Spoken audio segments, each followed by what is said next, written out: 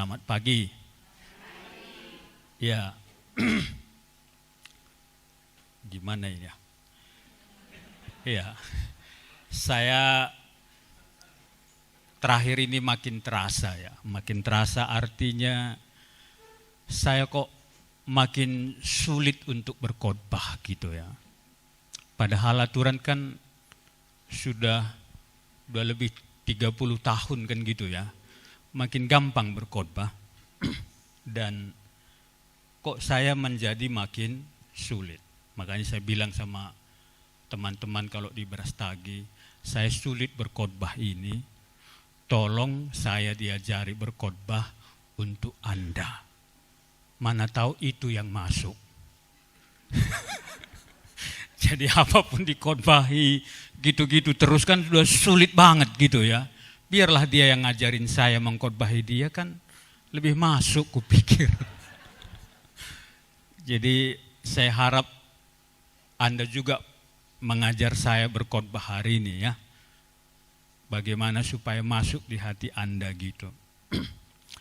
Coba mari kita lihat di dalam Kejadian pasal 2. Manusia dan Taman Eden. Jadi sekarang kita berada di Taman Eden. Kan kita manusia ini ya. Ya, enggak ada yang enggak manusia di sini. Kita coba lihat dari ayat pasal 2 ayat 8 sampai 15. Jadi keluarga yang bergerak ya, jangan diam keluarga ini ya. Manusia dan Taman Eden 8 sampai 15 kita bergantian. Selanjutnya Tuhan membuat Taman Eden di sebelah timur, di situ ditempatkannya manusia yang dibentuknya. Lalu Tuhan Allah menumbuhkan berbagai-bagai pohon dari bumi, yang menarik dan yang baik untuk dimakan buahnya, dan pohon kehidupan di tengah-tengah taman itu, serta pohon pengetahuan tentang yang baik dan yang jahat. Ada suatu sungai yang mengalir dari Eden untuk membasahi taman itu, dan dari situ sungai itu terbagi menjadi 4 cabang. Yang pertama namanya Pison, yakni yang mengalir mengelilingi seluruh tanah Hawilah tempat emas ada. Ayat berapa? 12. Dan emas dari negeri itu baik. Di sana ada damar, bedolah, dan batu krisopras. Nama sungai yang kedua ialah Gihon, yakni yang mengalir mengelilingi seluruh tanah Kus. Nama apa? Itu ya? Ya. Nama sungai yang ketiga ialah Tigris, yakni yang mengalir di sebelah timur Asur, dan sungai yang keempat ialah Efrat. Tuhan Allah mengambil manusia itu dan menempatkannya dalam Taman Eden untuk mengusahakan dan memelihara taman itu. Ya, ada yang mau kita tanggapin di sini? Kalau kita lihat dalam pasal 1, Tuhan Allah menciptakan semuanya ya. Tetapi dalam pasal 2 ayat 8 ini dikatakan Tuhan selanjutnya Tuhanlah yang membuat Taman Eden. Jadi dari semua yang Dia ciptakan ini, kemudian ya Dia buat setelah selesai penciptaan itu, selanjutnya Tuhan buat Taman Eden. Jadi sekaligus setelah diciptakan semuanya, tetapi waktu ini selanjutnya setelah itu Tuhan membuat Taman Eden. Jadi kayaknya terpisah ya dari semua yang diciptakan ini, Dan selanjutnya Allah membuat sebuah taman, itulah namanya Taman Eden. Jadi ya kita ini kan sudah pakar semua ya. Apa artinya Taman Eden kalau begitu? Dibuat Tuhan Taman Eden. Setelah semuanya, entah di mana tamannya itu dikerjakan kembali ya. Setelah diciptakan itu semua dikerjakan kembali sebuah taman, itulah Taman Eden. Ya, apa artinya Taman Eden kalau begitu? Wah, masa nggak tahu sih? Apa artinya Taman Eden? Ya, kalau enggak saya baca aja selanjutnya ya. Dan dikatakan Taman Eden yang satu ini khusus ya dibuat untuk sebuah keluarga ini. Hebat Tuhan itu ya. Jadi dia mau membuat manusia dan ya, sebelum dia membuatnya, dia buat Taman Eden dan dia katakan apa? Disitulah ditempatkannya manusia yang dibentuknya. Jadi di mana Tuhan tempatkan? Di Taman Eden ya, bukan di tempat yang lain. Tuhan menempatkan keluarga satu orang ini. Itulah Taman Eden. Jadi manusia di sini berapa? Satu ya. Ya, maaf ibu-ibu ya. Itu Taman Eden itu ya memang kalian memang lebih keren ya. Tapi di situ ditempatkan manusia itu. Tapi ingat, Taman Eden itu milik siapa?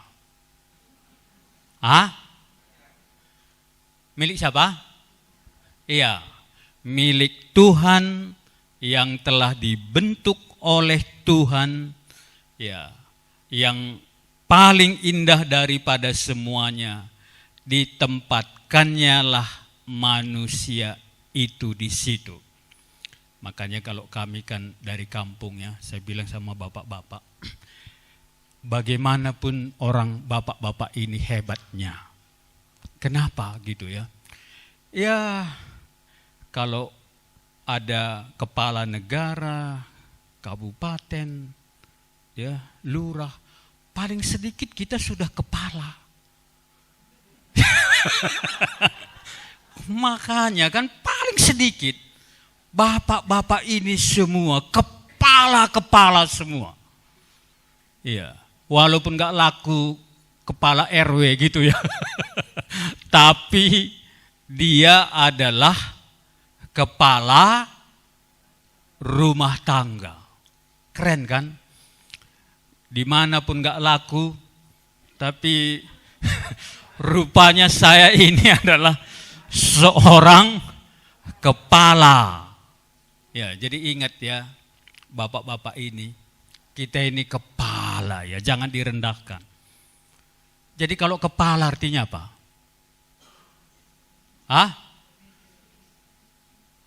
Gimana? Kan sudah berhasil dia mengajari pengkhotbahnya kan. Iya, jadi ini dikatakan ditempatkan manusia itu di situ. Dan dia sendiri di situ. Jadi bagus juga Bapak ini sendiri ya. Ya, setelah dia ada di situ, dibuat Taman Eden itu, Allah bekerja terus ya. Dia sudah ada di situ, lalu ya, jadi dia buat taman ini, kemudian ditempatkan di situ, baru dikatakan Tuhan Allah membuat berbagai pohon dari bumi yang menarik. Jadi ya saya nggak tahu ini si Adam ini waktu Tuhan mengerjakan Taman Eden itu ditanamnya semua, yang menarik-menarik di situ ya. Ya. Itu yang dilakukan Tuhan, begitu aktifnya dia di Taman Eden itu. Dengan pohon-pohon yang menarik. Jadi apa artinya Taman Eden? Ada di situ pohon-pohon yang menarik. Kita kadang-kadang sering lupa ya, apa yang Tuhan berikan yang menarik dan yang baik. Ya, di situ ada Taman Eden itu menarik sekali dan baik untuk dimakan buahnya. Dan pohon kehidupan juga ada di tengah-tengah taman itu. Apalagi yang ada di Taman Eden? Ada suatu sungai yang mengalir di Eden. Jadi waktu dia buat, ada di situ dia. Saya nggak tahu bagaimana cara membuatnya di situ. Ada Adamnya dibuat sungainya di situ, ya dinikmati ya oleh oleh Adam, bagaimana Tuhan membuatnya, ditempatkan yang bagus di situ, ya sedemikian baiknya ya. Ya sungainya juga cukup bagus ya. Tapi yang saya lihat di sini ya, wah ini sudah habis khotbah saya kalau langsung 15 ini. Langsung dia bilang apa? Setelah itu Tuhan Allah mengambil manusia itu dan menempatkannya di Taman Eden. Jadi yang indah Taman Eden itu apa yang Tuhan mau? Apa yang Tuhan mau? Di sini dikatakan apa? Menempatkannya di Taman Eden. Satu ya, saya kira pasti untuk taman itu maunya dinikmati oleh manusia itu. Ya, itu kan taman itu supaya dia bisa menikmatinya terus apa? Setelah dia menikmatinya itu mau Tuhan ya. Jadi dan setelah itu dia katakan, ya Taman Eden yang sudah bagus itu ditempatkannya manusia itu untuk mengusahakannya. Wah ini yang gimana saya pikir ya. Taman yang begitu indah ya, dan pohon-pohon yang menarik. Tetapi Tuhan membuat manusia itu di situ bukan saja untuk menikmati Taman Eden itu, tetapi dikasih tugas. Apa dikasih tugas? Coba, wah ini pasti. Apa artinya mengusahakan?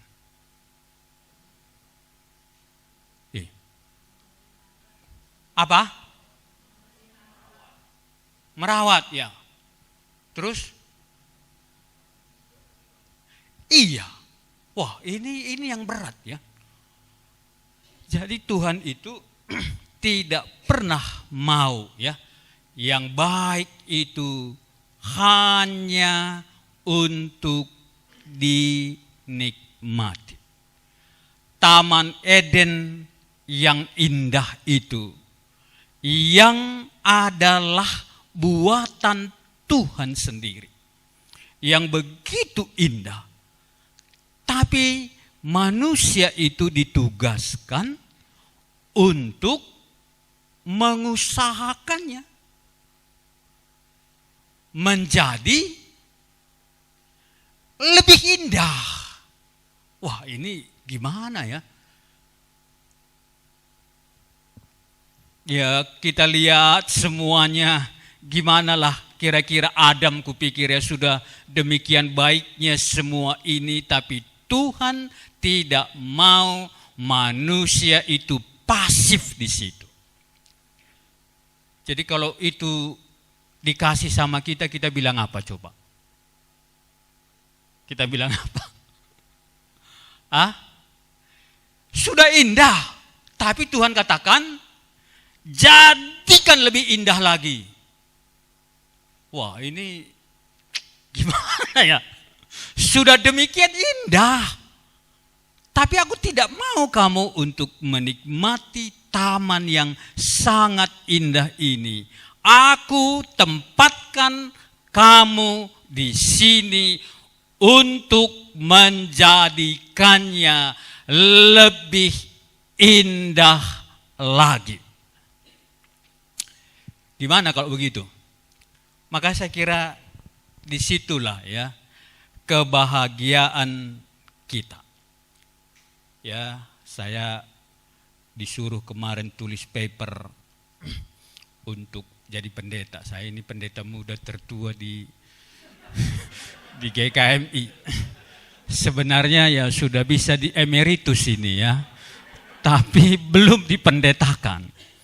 Makanya kemana-mana heboh gitu ya. Waktu saya khotbah kami ekumene di Brastagi, saya bilang buat di situ pendeta muda. Keberatan panitianya.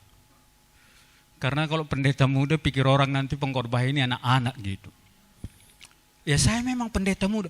Itu urusan gereja Bapak kata. Pokoknya kalau khotbah di situ pendeta. Ya datang lagi nih khotbah lagi nih di orang meninggal. Saya buat lagi di situ karena ada tulisan di situ saya buat pendeta muda. Sombong kali pendeta itu katanya. Udah tua dibuat lagi pendeta muda. Sok muda kata. Waduh kemana pun gak cocok ini kupikir. Ya dibilangnya pula dia pendeta muda, udah tuanya segitu. Iya kira-kira seperti itu ya. Jadi apa artinya kalau begitu? Untuk ditempatkan di situ menjadi lebih indah. Kalau tidak dibuat Tuhan usahakan menjadi lebih indah, itu artinya apa? Kenapa Tuhan tempatkan di situ? Sudah begitu bagus kok. Kenapa Tuhan usahakan? Semuanya harus diusahakan menjadi lebih baik. Kenapa? Maka saya buat dalam paper saya itu.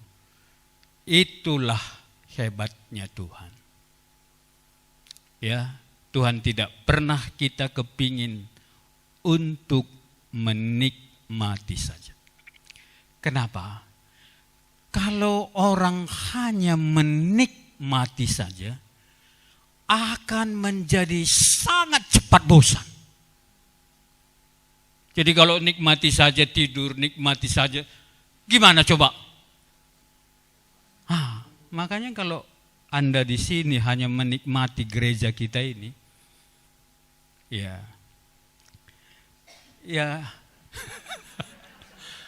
makanya kalau dia tidak katakan ini diusahakan, sebenarnya apa? Sebenarnya sudah udah jenuh kan ya, udah jenuh. Apalagi yang mau dikerjakan gitu ya? Ya Tuhan itu untuk apa? Kalau hanya untuk dinikmati, Tuhan itu untuk apa? Gitu. Tetapi karena satu tugas ini untuk diusahakan dan dipelihara. Apa yang kita lakukan? Apa yang kita lakukan? Wah, kita ini sedang di Taman Eden. Apa yang Anda lakukan? Apa yang Anda lakukan sudah sebagus itu? Mancing. Apa yang pokoknya tugas ini dikatakan diusahakan ya. Iya. Cari emas. Untuk apa? Untuk apa? Kalau cari emas, ya makanya saya pikir kalau itu ditugaskan oleh Tuhan, membuat kita harus dekat dengan Tuhan. Kita taunya opo. Iya kan? Makanya kalau Tuhan usahakan ini Tuhan, ya, itu membuat kita akrab dengan Tuhan. Karena usaha ini tidak mungkin kita tahu. Padahal sebenarnya Tuhan tahu untuk membuat yang lebih baik ini Tuhan tahu. Makanya kita butuh sekali Tuhan itu. Karena tugas inilah kita membuat kita tidak jauh dari Allah. Ingat ya, kalau Anda ya kita ke depan ini ya, bagaimana supaya kita tidak jauh dari Tuhan? Lihat saja siapa yang mengusahakan itu. Ya, Tuhan mau dia suruh supaya anakku ini selalu dekat dengan aku. Coba kalau Tuhan, wah bebas, nikmati aja ya, bye-bye. Nggak ada perlu apa-apa lagi kan. Tapi kalau ini dibuat gimana coba? Pikir-pikir, lihat sungainya bagus, lihat pohonnya bagus, ya bersih, ya gimana lagi? Tapi ini sudah ditugaskan oleh Tuhan kepadanya. Makanya ya waktu kami belajar Injil Yohanes, ya memang kami sedang belajar Injil Yohanes, Tuhan katakan apa? Roh Allah itu akan mengajari kamu dalam segala sesuatu. Ya, jadi kalau kita nggak nangkap nggak apa-apa, tapi tugas ini ya harus dilakukannya. Makanya dia berteriak kepada Tuhan, bukakanlah pikiranku Tuhan. Aku nggak tahu lagi mana yang mau diusahakan lagi ini. Ya, dia harus dekat sekali dengan Tuhan baru tahu. Dia harus berdoa kepada Tuhan. Dia harus mengerjakannya, mungkin sekali dikerjakan gagal atau bagaimana gitu ya. Ya, maka setelah itu dia katakan, ya mungkin ya, saya nggak mau bilang Adam ini bodoh ya. Adam ini gimana?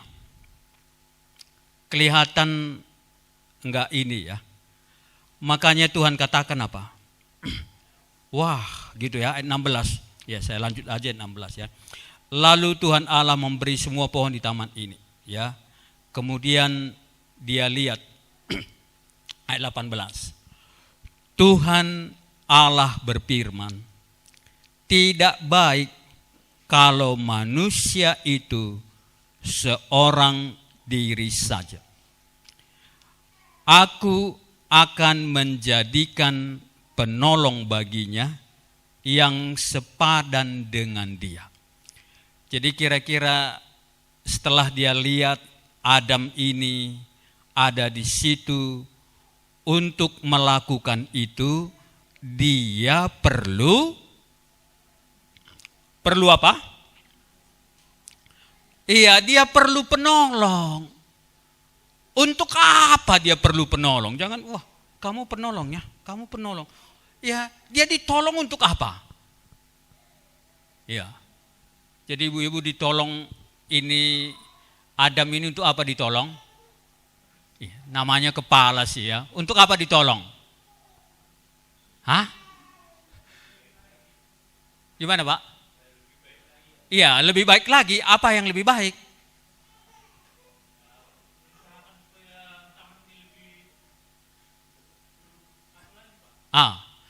Jadi kan sudah lumayan kita ini ya. Berarti bapak-bapak ini harus berpikir ya. Apa yang harus dipikirkan bapak-bapak ini? Ya, makanya saya pikir apa arti Taman Eden itu bagi kita sekarang? Wah, ini pertanyaan-pertanyaannya ya. Jadi apa artinya Taman Eden itu kira-kira? Yang saya kira adalah Tuhan tempatkan di situ, di taman itu adalah tempat yang terbaik bagi Adam dan Hawa. Ya, kita ini kadang-kadang kan sulit seperti itu ya, sering membanding-bandingkan diri kita dengan yang lain. Atau membanding-bandingkan jemaat kita dengan yang lain. Ya, saya sering dibilang anak saya ya, kadang-kadang istri saya pun, gimana pun jemaatmu ini katanya. Ya, sudah nggak berpendidikan, sombong pula semua. Ya, uangnya pun nggak ada, ngasih tahu katanya. Ku bilang ini Taman Edenku. Kalau aku ditempatkan di tempat lain tidak seindah ini. Iya, tidak seindah ini gitu. Bolehkah bisa ya kalau anak saya bilang, kalau saya bilang begini ya, pokoknya dengar orang ini kita kasih tahu pun langsung salah terus nangkapnya katanya. Tapi kan Tuhan tempatkan aku di sini untuk mengusahakannya. Jadi di mana kebahagiaan itu? Waktu Taman Eden itu diusahakan menjadi lebih baik. Bukankah itu kebahagiaan kita? Maka diusahakan. Jadi kebahagiaannya kan meningkat ya. Waktu dia Tuhan berikanlah hikmat Tuhan. Bagaimana lagi ku buat ini? Ya, sudah tidak bisa dia lakukan. Tuhan baik ya, aku buat penolong. Ya. Jadi ibu-ibu ini enggak bos ya. Tapi dia penolong untuk apa? Makanya ya kerja keraslah kita.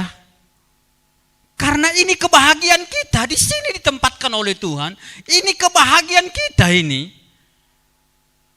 Makanya waktu saya lihat-lihat gitu ya. Lihat aja lah.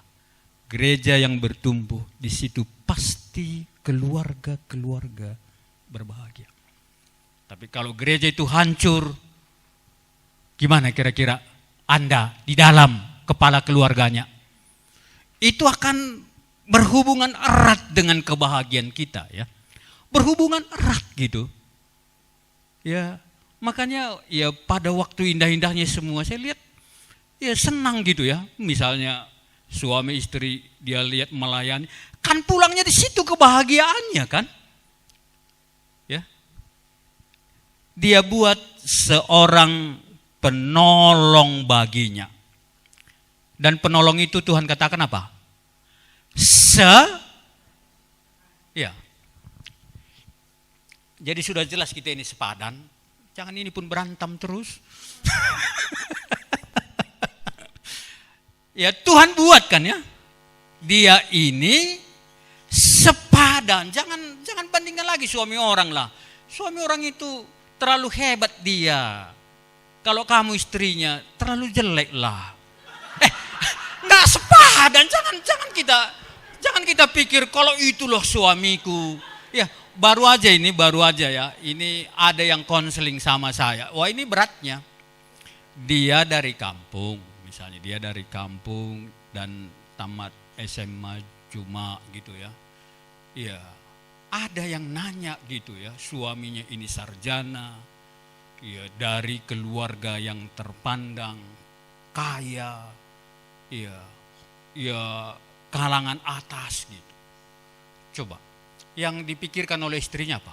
Firman Tuhan tahu, banyak tahu firman Tuhan. Maka dia pikir apa? Kalaulah aku menikah sama bang ini, firman Tuhan tahu, keluarga tahu, berpandang, wah enak kali lah pikirnya. Ya, yang satu ini yang kaya ini, kalau orang yang kaya pula nanti istrinya nggak akan hormat sama aku. Akan berdebat terus gitu ya. Ya nanti ini ya kuambillah yang seperti ini kan pasti dia kagum sama aku. Menikahlah dia. Ya, yang ini tadi pikirnya dia tahu firman Tuhan banyak. Rupanya ya suami yang tahu firman Tuhan banyak itu dipakai untuk mengajar istrinya. Dan menghakimi dia, ini firman Tuhan, ini firman.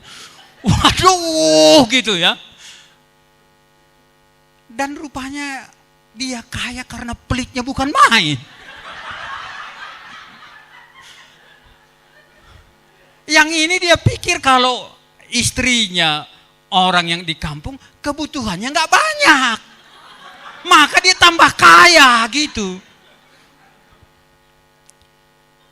Makanya yang di samping Anda yang sepadan.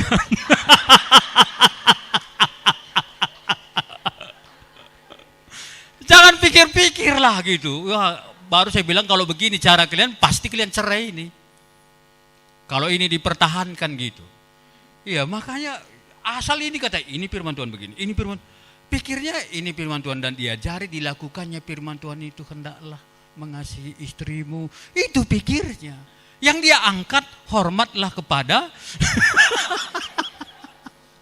stres gitu ya. Udah 3 kali pergi-pergi nih, gimana ini Pak katanya. Ya dialah ya, kita dulu kan kita ini Tuhan sudah katakan kita ini sepadan. Jangan lagi jangan lagi ditawar-tawar ya. Karena Tuhan yang buat kan. Ya, makanya saya mau khotbah tadi kalau kemarin dikatakan kebahagiaan sempurna itu tidak ada di mana-mana kecuali di dalam Tuhan. Jadi Tuhan mau membuat, ya menolong untuk mengusahakan ini. Dialah yang kubuat, yang sepadan. Demi apa? Makanya kalau keluarga kita baik, demi apa? Itu yang paling penting. Ya, karena Tuhan sudah tempatkan kita di sini. Ini yang terbaik bagi kita. Wah, itu jangan terlalu saya ini kan sering terlalu seperti kata dalam tempurung, terlalu kalau ini bilang terbaik kan, lihat sana, itu maksudmu yang terbaik bagiku kan, kata dalam tempurung gitu ya. Saya bilang gini, ya kadang-kadang saya pikirkan ya kalau bukan lagi itu yang terbaik, itu Abraham itu kan gitu ya, pada waktu disuruh di tempat itu, ya kan ada Tuhan sudah waktunya untuk. Kalau enggak kan itu bagi kita, jangan ditambah-tambahi firman Tuhan. Kalau Tuhan tidak berbicara bagi kita, berarti tempat itulah tempat kita yang terbaik. Itu yang dikatakan ya. Jadi semua diskusi itu sebenarnya yang Tuhan mau kita lakukan ya dalam keluarga kita itu apa? Apa yang Tuhan mau?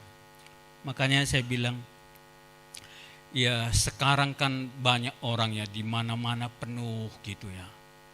Ya, kayaknya keluarga ini entah hari Minggu ke sana. Kira-kira itukah yang berbahagia atau apa yang kita lakukan untuk pekerjaan Tuhan di mana Tuhan menempatkan kita? Mana yang lebih baik? Makanya ya jangan sering tertipu di casing kan gitu ya. Kadang-kadang orang jalan ke sana, jalan ke sini, ya di hotel ini, ke Bali lagi, itu rasanya kita, ya seperti kawan tadi dia bilang, aku menikah dengan kamu, kepingin kali aku naik pesawat. Dan pasti engkau bisa berikan gitu. Ya, baru istrinya bilang, rumah kita itu belum direhab. Sudah setengah rehab, makanya kerja lagi lah kau supaya kan nanti untuk itu kita semua gitu ya. Ya, jadi ya nanti kita lihat yang sering sebenarnya jalan ke sana, jalan ke sini yang membahagiakan di Facebook itu sebenarnya siapa? Siapa? Yang mengajari kita itu siapa? Yang di situ yang banyak? Ya, atau saya nggak tahu ya, mohon diralat. Yang saya lihat yang banyak-banyak begitu artis. Ya enggak? Hah? Ya, jadi artis yang sering cerai-cerai ini ke sana, dia selfie ke sini, kembali lagi. Waduh. Artis yang bawa. Kita pikir lihat casingnya, wah mantap juga gitu ya. Padahal kebenaran kan firman Tuhan ini. Aku sudah menempatkan kamu di sini untuk mengusahakannya, dan kubuat temanmu ini adalah sepadan demi tujuan di mana Tuhan menempatkan engkau menjadi lebih baik. Apanya yang lebih baik? Ya, mari kita sama-sama memikirkannya. Pada waktu kita memikirkannya, enggak akan kita jauh dari Tuhan. Enggak akan kita jauh dari semua yang kita kerjakan. Kalau ini yang kita usahakan, ini adalah tempat di mana Tuhan menempatkan kita, tidak akan bisa kita jauh darinya. Tapi yang membuat jauh itu bisa jalan ke sana, ya nggak salah ya dengan anak-anak, nggak salah sih. Tapi dengan anak-anak gitu, apakah perlu juga kita pikirkan apa yang kita lakukan? Kita harus mengusahakan ini. Maka selangkah kemajuan Tuhan menempatkan kita di tempat itu, bukankah itu kebahagiaan kita? Ya, gimana kira-kira? Misalnya lah, ya pasti kita pikir ya, apa yang kubuat untuk mengusahakannya menjadi lebih baik. Ya, saya lihat satu orang ya, ada keluarga yang bapaknya ini tidak terlalu kepingin gitu ya ke gereja gitu. Sekali jadi karena dia sakit, kemudian datang dia ke gereja. Rupanya ya anaknya pemain musik gereja gitu. Ya waktu dia lihat anaknya, senang kali dia lihat anaknya itu. Ya dia lihat terus gitu ya. Apalagi orang ya waktu diiringi bagus. Kan itu sebenarnya kebahagiaan kita kan. Atau apa kebahagiaan kita? Kalau adalah bisa kita tambahkan di mana Tuhan kita menempatkan itu. Makanya hubungan kita dengan Tuhan itu kan ada naik turunnya tapi indah gitu kan ya. Tuhan sudah buat lini, apalagi yang mau dibuat gitu ya. Ya perlu uang, wah mari kita kerjakan untuk uang. Karena ini perlu diusahakan ini. Dan Tuhan katakan apa? Ya kalau dikatakan kalau engkau mengasihi Tuhan, dia katakan apa? Tuhan pun tetap ada di dalam engkau. Maka pada waktu kita memikirkan itu, pastilah yang kita pikirkan itu Allah hadir di situ. Oke, sampai di sini ada mau tambahkan. Apa yang kita inginkan gitu. Makanya saya bilang seperti ini gitu ya. Satu pun di antara mereka yang menjadi lebih baik gitu. Kok aku senang gitu ya. Ya kalau di tempat lain mungkin ya gimana lah gitu ya. Tapi kok nyaman gitu. Nyamannya apa? Ya sering saya bilang kan kita di sini kita nggak pernah kering kan firman Tuhan gitu. Ya bisa keren di sana gitu ya. Tapi di sini kok nggak kering walaupun bagi orang kering khotbahnya. Tapi kita kan nggak pernah kering sampai sekarang nggak pernah kering gitu. Ya, ada yang mau tambahkan? Jadi kita ini sudah sepadan. Oh, kita pikir ya sepadan. Tapi kan kita sudah apa? Sudah apa? Ya, sudah berdosa atau apa? Makanya saya pikir ya kita ini sepadan, ya toh nikahnya dulu begini, caranya begini. Bagaimana sepadan? Bagaimana sepadan? Kalau nikahnya pun dulu terpaksanya, bagaimana bisa sepadan? Atau no hope kalau begitu? Atau hope? Gimana? Makanya saya pikir, iya, walaupun seperti ini, kita adalah sepadan. Sepadan ya? Kenapa? Iya. Makanya ya tolong diajari ya kalau nggak cocok nanti ya. 2 Korintus 5 ayat 17. Wah, ini sudah hafalan ini ya. Coba apa katanya di situ? Mari kita baca ya. Ya. 2 Korintus 5 ayat 17.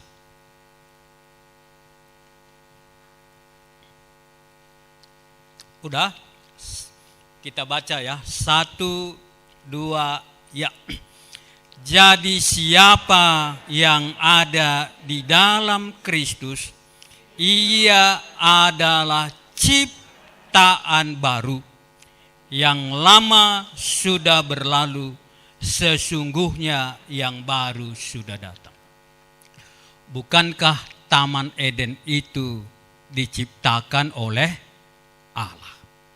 Dan Adam dan Hawa itu juga adalah yang diciptakan oleh Allah. Dan bagaimana sekarang? Ya, sekarang Tuhan katakan apa? Aku ciptakan dia baru kembali untuk menjadi sepadan. Bukan karena kita, tapi karena Tuhan menciptakan kita kembali menjadi baru. Bagaimana penciptaannya yang menjadi baru? Dia ciptakan ini kembali menjadi baru, sepadan dengan dia. Gimana kira-kira? Jadi kita ini sepadan ya. Bukan karena kita, tapi karena Tuhan sudah menciptakan kita kembali, melahirkan kita kembali menjadi baru. Sehingga yang lama ini kalau kita tidak diciptakan baru, tidak ada di dalam Kristus, memang tidak bisa. Tapi kalau kita sudah baru oleh karena karya Dia tahu bagaimana membuatnya di dalam hati kita ini. Dia bekerja mengerjakannya untuk menjadi sepadan. Oleh sebab itu, biarlah yang lama telah berlalu. Janganlah, wah kalau pacarku dulu, waduh, kita sudah diciptakan ini.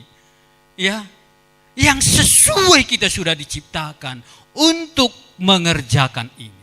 Tapi aku nggak tahu, mari kita berteriak kepada Tuhan. Karena Adam itu pun sudah diciptakan seperti itu, tidak bisa juga dia lakukan. Kecuali dia dekat dengan Tuhan. Tapi Anda mau atau tidak, kan gitu. Ya, itu yang Tuhan katakan. Makanya ada sesuatu gitu ya. Ya, kalau dulu ibu saya, dulu di gereja apapun gitu, di gereja dulu pun dia senang kali gitu ya, ya buat bunga gereja, kan dia berbahagia. Yang orang lihat bunganya itu enggak? Hah? Ada yang lihat kan? Iya, tapi dia lihat terus. Walaupun khotbahnya enggak bagus, dia itu, waduh bagus juga ya, pas miring pendeta itu maunya tadi dipoto itu ya, ya kayak begini gitu. Ya hatinya kan, ya lihat. Terus dia berkembang, besok apa lagi? Kan terus Tuhan yang ada di sini. Tapi kalau Anda lepaskan di sini, Tuhan tempatkan kita di sini. Kalau Anda lepaskan, apa yang kita pikirkan? Apa yang kita pikirkan coba? Kan kita akan dibawa. Kemana kita dibawa? Kemana kita dibawa? Wih, ya. Anda kemana dibawa? Kalau nggak Anda pikirkan ini, kemana Anda dibawa? Ya, jangan pura-pura bodoh lah. Kemana Anda dibawa? Kalau Anda nggak pikirkan ini, kemana kita dibawa? Maka jangan menikmati Tuhan saja kita di sini kan. Ya aku kalau ini senang. Kita nggak ada Tuhan. Walaupun bagus taman itu, nggak disuruh untuk menikmati itu saja. Usahakan. Ya. Tapi ternyata diusahakan nggak? Hah? Diusahakan nggak ternyata? Nah, awas lu ya. Kalau Anda tidak usahakan ini, pagi, wah pagi, gitu kan tanya kan, ngapain di sini kan gitu ya? Ya itu dia. Makanya kalau kita tidak mengusahakan ini, kita akan gampang menjadi, entah menjadi apa loh. Tapi kalau waktu kita berpikir di situ, ini yang murni ya, bukan untuk dilihat orang. Kalau waktu kita memikirkan Tuhan bagaimana, ya misalnya PI di situ ya pasti doanya lain, ya. Ke kampung itu pasti lain, percakapan pasti lain, ya. Bukankah di situ nikmatnya dengan Tuhan? Kita kepingin di sini kapan KKR? Waktu kita mengadakan KKR itu, yang paling bahagia siapa? Yang paling bahagia siapa? Ya yang memikirkan tadi kan. Wah Tuhan, sudah lama kurindukan ini. Ya, makanya ya uangnya pun sudah sedikit terarah kan. Kan terarah ya. Tapi kalau Anda nggak mengusahakannya, uang kita terarah nggak? Hah? Itu yang dia katakan. Ada yang mau ditambahkan? Jadi sepadankah kita? Iya. Kenapa? Kita sudah diciptakan kembali. Hanya belajar untuk diciptakan ini kembali memang berat bagi kita. Ya, seperti Adam tadi. Kita perlu waktu kita memikirkan ini, kita perlu berdiskusi bersama-sama.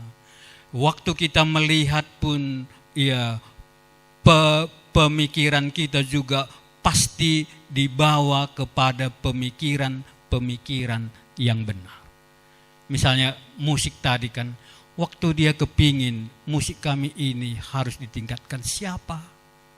Ya, maka dia mencoba latihan. Waktu dia latihan itu siapa yang ada dekat dengan dia? Kalau hatinya ke situ.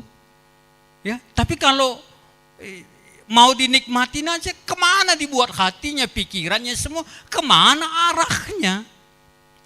Ya, dan dia katakan, aku memberi yang sepadan. Malahan apa dikatakan di sini? Berulang-ulang Tuhan buat, tidak ada yang sepadan kecuali istrinya itu. Ya, maka dia katakan di sini kembali apa? Inilah tulang apa? Dan dari itu diambil oleh Tuhan. Jadi ini apa? Yang sepadan ini adalah yang dikerjakan oleh Tuhan. Yang dibangun oleh Tuhan. Jadi karena Tuhan ada di situ dan dibangun di situ, lalu dibawanya. Maka dia katakan, inilah yang cocok. Jadi bagaimana bisa membangun keluarga itu? Kalau kita terus merasakan bahwa teman kita ini tidak cocok, ya, maka habislah waktu kita menggumuli itu. Tapi kalau ini pasti yang cocok, yang belum cocok apa? Ya itu yang kita pikirkan kan, yang belum cocok apa? Ya, ini yang kita pikir, tapi orangnya sendiri dia katakan sudah cocok dengan dia. Maka dia katakan keduanya menjadi satu. Satunya kemana? Kemana satunya? Cocok dia keduanya menjadi satu, ya. Menjadi satu apa? Ya, sapaan hari, ya, perkataan kita, buah pikiran kita, baik anak-anak, baik yang kita kerjakan pun. Ini yang kita pikirkan, membuat kita ada untuk didiskusikan. Karena terus saja kita dibawa untuk mengusahakan tempat kita itu. Kemudian di mana lagi Tuhan tempatkan kita? Saya kira satu pasti Tuhan tempatkan kita di tempat ini. Kedua saya kira Tuhan di mana menempatkan kita? Pastilah Tuhan menempatkan di dalam pekerjaan kita kan. Ya, maka saya kira kalau yang lain bekerja dengan benar di hadapan Tuhan, di dalam pekerjaan itu dia benar di hadapan Tuhan, pasti membawa keluarganya lebih berbahagia kan? Ya enggak? Jadi apa yang kita kerjakan sebaik-baiknya ini akan didengar dan akan dilihat oleh istri kita atau anak-anak kita. Dia lihat, ini bapakku. Ya, terus saja dia benar dan melakukan yang baik di sini. Karena di sini yang Tuhan tempatkan dia. Ya. Makanya kalau kita nggak benar dalam pekerjaan yang kita kerjakan di luar, ini kan akan membuat yang lain kan gitu ya. Tapi kalau coba bagaimana dibuat ini menjadi lebih baik? Karena kita ada ditempatkan Tuhan kita di situ. Ya, kalau di pekerjaan kita yang terus menjadi masalah di pekerjaan itu, ya siapa yang bisa berbahagia kan? Ya, atau ada yang lain lagi di mana Tuhan menempatkannya? Ya, kalau ke ladang itu maunya kan perlu ditingkatkan kan ya. Apa yang kita buat supaya ini bisa menjadi berkat? Harus ditingkatkan, jangan berkelahi aja kita terus. Kalau berkelahi kita terus, ya kapan nanti selesainya kan? Makanya nanti ya kita abaikan sajalah yang seperti itu. Ya, waktu mereka tidak memikirkan ini, ya mereka rentan untuk tidak berbahagia. Kalau kita tidak berbahagia, siapa yang rentan datang? Sahabat kita. Makanya nggak bisa kadang di sini kan ya. Kalau ini sudah kita tetapkan untuk keluarga kita, kita hadir di sini, kita tempatkan di sini. Yuk, apa yang bisa kita buat? Ya, ada libur seperti ini atau ada yang perlu dikunjungi, mana lebih bagus daripada berjalan? Apalagi yang mau ditambahkan, ya supaya kata Daud apa? Ya, apa lagunya itu? Satu hal telah ku minta kepada Tuhan, itulah yang ku ingini. Diam di rumah Tuhan seumur hidupku,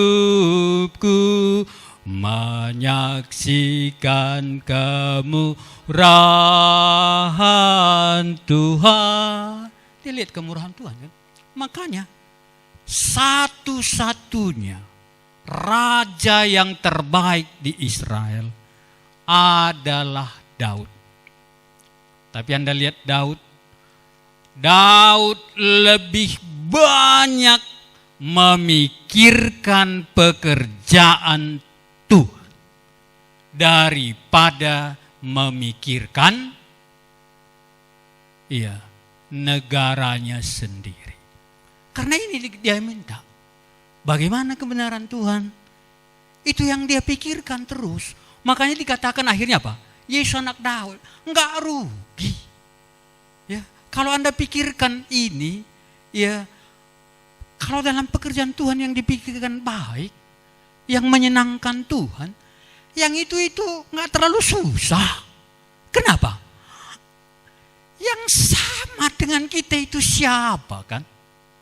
Allah kan? Makanya kalau kita lihat penemuan itu kan bagi Tuhan memberikan hikmat itu tidak terlalu susah. Makanya dia memikirkan, ya waktu disitulah membuat Daud dihormati oleh Tuhan kan ya. Waktu dia buat rumahnya, ya dengan pesta seperti itu dia nangis Daud di situ. Tuhan, baitmu di kemah aku. Ya sampai dia nggak tahan lagi di situ ya. Ya, kenapa seperti itu gitu ya? Maka sejak itu apa?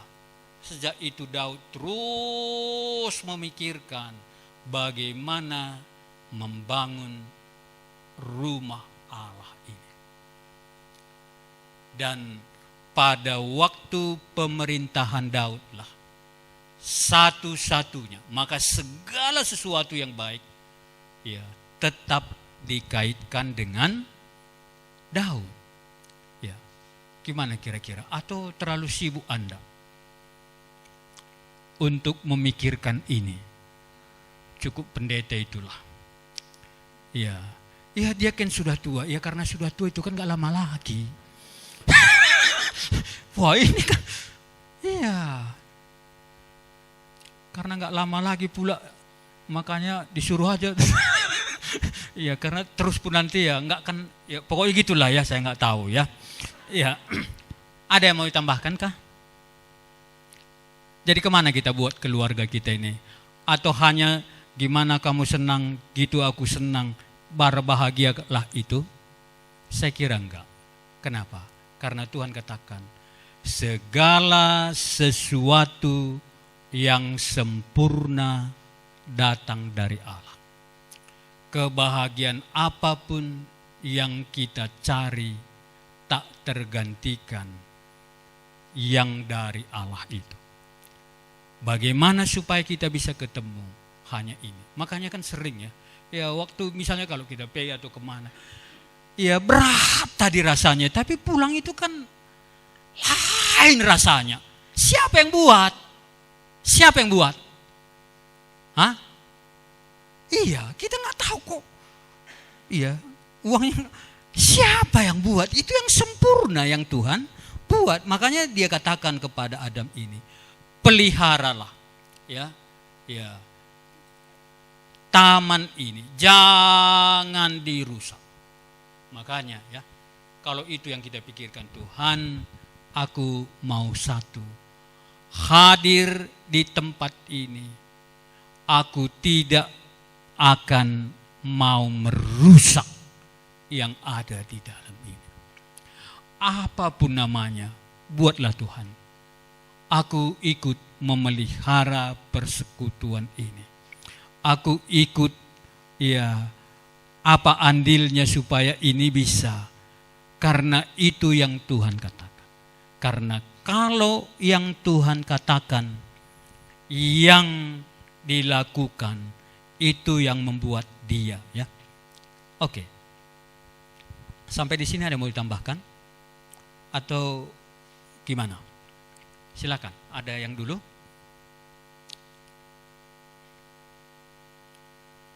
Atau tambah mobilnya, atau tambah rumahnya.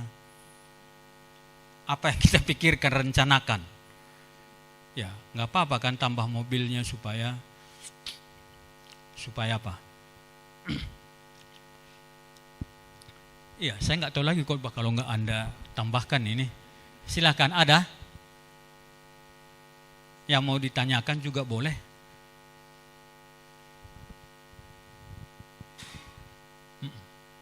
Tapi kalau sempatlah kita mengusahakan ini semua, gimana nanti ya? Gimana kalian rasa? Wih, hadir untuk apa? Mengusahakan. Hadir memelihara. Aneh. Iya, karena memang sudah itu yang Tuhan perintahkan. Yang lain tidak perintahkan kan? Enggak Tuhan perintahkan, yang lain hanya satu yang Tuhan perintahkan, keluargaku ini. Makanya ya, ini coba-coba ya kita terowong sedikit. Coba-coba lihat keluarga yang memikirkan ya pekerjaan Tuhan itu terpelihara enggak? Enggak dengar ini ya. Ya, lihat-lihat aja gitu. Ini kan ya daripada kita wisata ke Danau Toba, wisata aja kita keliling-keliling. Kalau Daud katakan dari kecil sampai sudah tua, aku terus memikirkannya.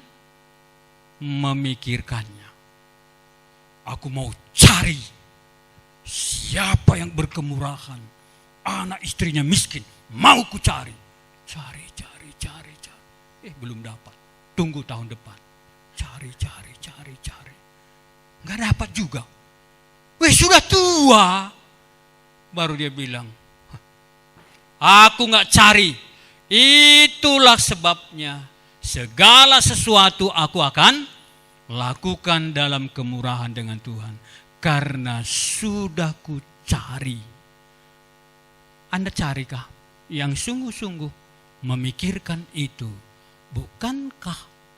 Ya, jadi kalau keluarga Anda baik-baik, jangan sombong ya. Karena Anda memikirkan ini, Tuhan harus peliharakan. Dan nggak jenuh kan kalau ya kemana kita? Danau Toba. Terus apa? Danau Kawar. Terus danau apa lagi? Hah? Siap itu kemana lagi? Hah? Ya. Tapi kalau yang Anda pikirkan meningkatkan ini, habiskah? Makanya nggak bosan. Banyak kesulitan ya, silahkan saja. Tapi saya kira ya Daud itulah yang dia lakukan. Ya. Sehingga sampai mengakhirinya Daud dalam hidupnya, Daud tidak pernah kering di dalam Tuhan. Tidak pernah kering. Kerajaannya bisa seperti itu. Dan terus dikatakan oleh Daud, sekalipun. Ini nanti kan kita kesulitan keluarga, nanti kita lihat ya. Kata Daud apa? Sekalipun hartaku bertambah-tambah. Tapi kata Daud apa? Tapi aku tidak mau ditariknya untuk memikirkan pekerjaan Allah itu. Ya, kenapa? Karena dia sudah pertimbangkan sebelumnya apa yang dikerjakan supaya keluarga ini ke depan bisa terpelihara. Makanya kalau demikian kita buat ya, misalnya anak-anak tadi, ya kalau dia lihat, dia sendiri nanti akan memikirkannya. Makanya sering ya anak saya bilang seperti itu, nggak tahu lagi saya buat apa, kecuali buat apa yang baik. Kenapa? Karena aku nggak pernah lihat, gitu ya. Ya gitu dia bilang. Apa-apa saja yang datang ke sama kalian buat seperti itu. Jadi kalau ada masalah orang, apa yang baik ku pikir sajalah. Nggak tahu lagi pun aku memikirkannya apa yang tidak baik sama dia, katanya. Ini kan terpelihara nantinya kan gitu. Ya kalau nggak ada mungkin udah selesai kita ini. Iya.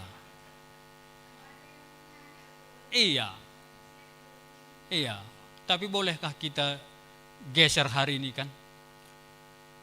Pokoknya hadir. Bukan hadir aku bukan gitu ya. Hadir, ini sudah jatahnya satu kan, bukan? Bisakah kita pikirkan? Mulai kan ya. Hanya dengan itu, karena kalau Tuhan ada di situ, apa yang nggak menyenangkan kan? Walaupun dunia sekarang ngeri ya. Apalagi dalam keadaan zaman ini, hanya ini satu-satunya bisa menyelamatkan kita dari dunia yang sekarang mengeri. Satu-satunya yang bisa menyelamatkan kita, usahakan di sini. Walaupun orang kering, firman Tuhan itu tetap firman Tuhan. Nggak ada lagi ya kalau yang lain. Jangan kita terikut pula dengan artis-artis. Wah, jadi artis kita nanti. Gitu-gitu nanti jadinya. Ya, karena terikut-ikut kan. Ya, saya nggak tahu ilmu pertanian itu. Ya, ilmu pertanian atau apa, dikatakan kawanku dulu dia khotbah gitu katanya. Tahu Bapak, dia khotbah. Bindoran apa itu namanya? Bunglon. Bunglon itu tahu kenapa dia berubah menjadi putih, kenapa dia berubah menjadi merah.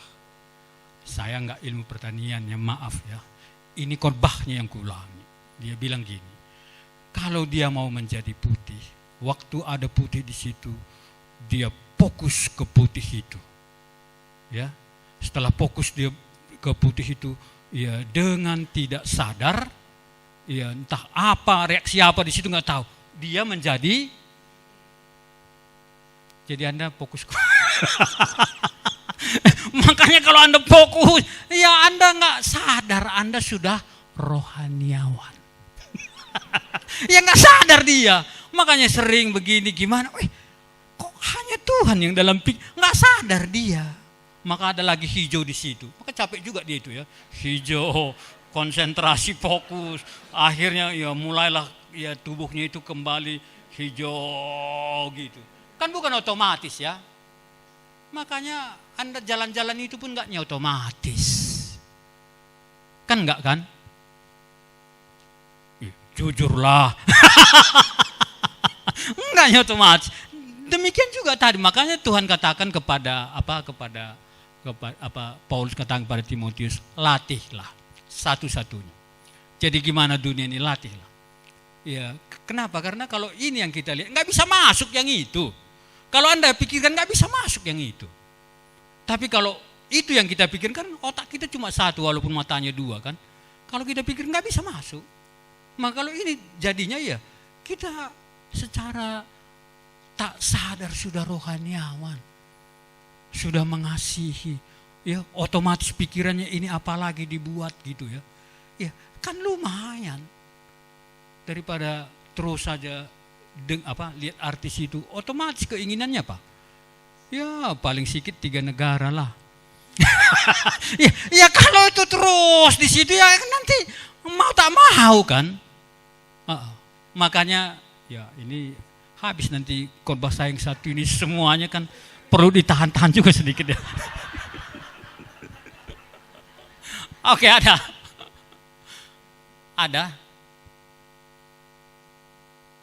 Ya kalau nggak ada maaflah, cuma segini. Ya. Menambahinya juga boleh. Atau melawannya juga boleh. Masih ada kawan saya yang bisa membacking nanti dari belakang ya. Atau Anda keberatan. Atau kita bilang di tengah zaman ini tidak bisa Pak. Justru di tengah zaman ini satu-satunya menyelamatkan kita. Hanya ini saya kira. Nggak bisa yang lain. Walaupun bisa seperti Nuh ya. Nuh, tinggal kamu di sini. Ya. Anak sama bapak gilanya sama, istrinya juga ikut-ikutan gila semua gitu ya. Ya. Tapi hati Nuh hari lepas hari tingkat 1 selesai gitu ya. Itu ya aturan kan sudah panik dia dibully terus kan ya. Tapi kira-kira Nuh ini dibully orang apa? Nggak dengar dia. Encelnya nih. Apapun kata orangnya masa pula dipikirkan orang lain nanti. Ya encelnya nggak bagus-bagus nanti.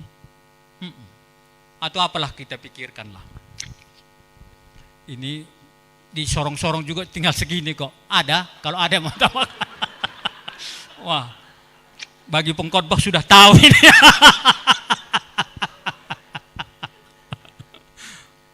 Ya. Enggak ada Bu? Kita berdoa.